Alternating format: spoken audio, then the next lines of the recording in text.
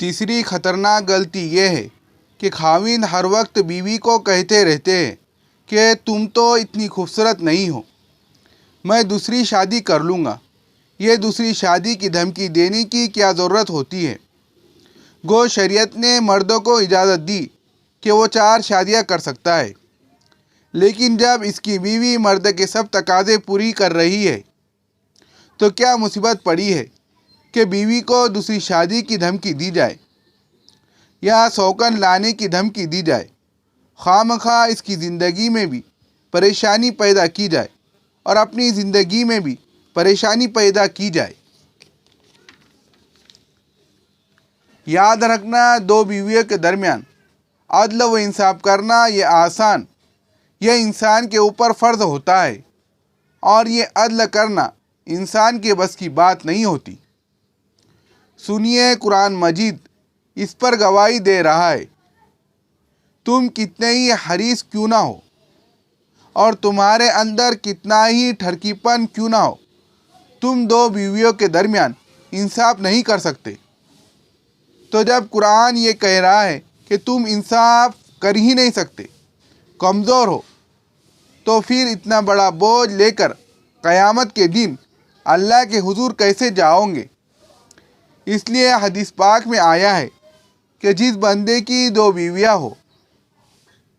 اور وہ ان کے درمیان انصاف نہ کرتا ہو، قیامت کے دن ایک فالج زدہ انسان کی طرح اللہ تعالیٰ کے حضور اس کو کھڑا کیا جائے گا، اور پھر اس کو شرمندگی ہوں گی کہ میں نے اپنی بیویوں میں ناانصافی کی۔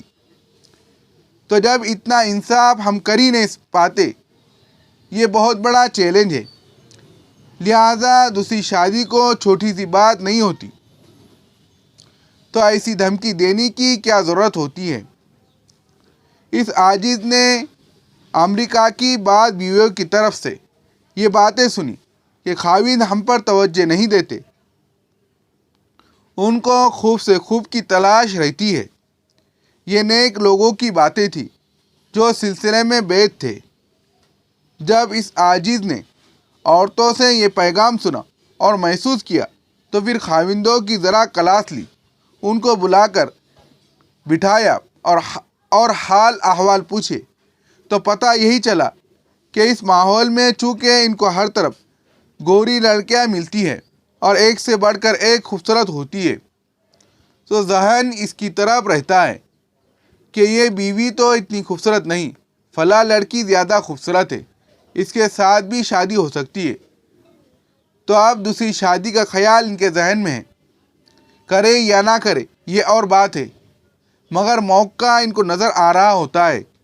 لہٰذا اس وجہ سے وہ گھر میں بیوی کو پوری طرح پیار نہیں دیتے۔ اس عاجز نے ان سب سے کہا کہ تم اپنے ذہنوں سے آج یہ نکال دو کہ تم نے دوسری شادی کرنی ہے، جس سے پہلے کر لی، ذرا اس کو مطمئن کر کے ہمیں دکھا دو۔ جب اس کو مطمئن کرو گے تب تمہارے بارے میں اگلی بات سوچیں گے۔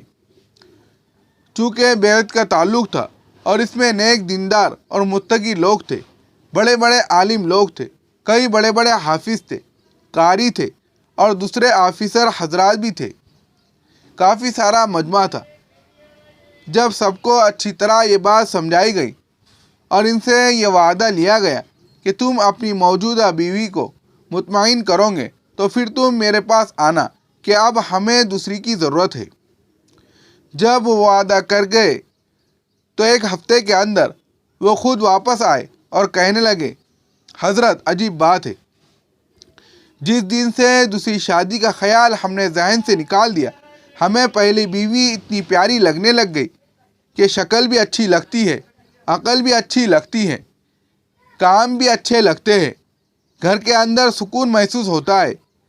اب ہم نے 100% نظروں کی حفاظت بھی کرنا شروع کر دی ہے۔ تو بہت بڑی خطرناک غلطی ہوتی ہے کہ خاوند اپنی بیوی کو دوسری شادی کی دھمکی دیتے ہیں، ایک کو سنبھال نہیں سکتے اور دوسری کی باتیں کرتے ہیں۔ یہ تو ایسا ہی ہے کہ ایک آدمی ایک من بوجھ تو اٹھا نہ سکے کہ گردن ٹوٹی جا رہی ہے اور پھر دعوے کرے کہ میں 1 من اور سر پر اٹھا لوں گا، پھر تیری ریڑھ کی ہڈی ٹوٹیں گی اور تیرا تماشا دنیا دیکھیں گی۔ یہی حال اس خاوند کا ہے